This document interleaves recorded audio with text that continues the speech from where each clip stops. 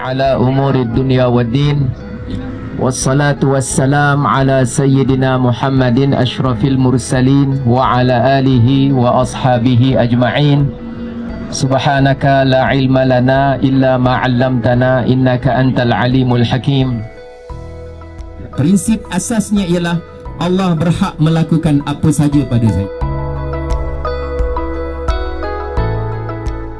Isteri Nabi Ibrahim, salah seorang namanya Hajar, yang merupakan ibu kepada Nabi Ismail alaihi salam.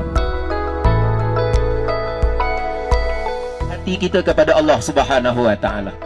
Tidak ada sesiapa yang boleh menentukan apa-apa kepada Allah Subhanahu wa taala. Dia berhak melakukan apa saja ke atas kita.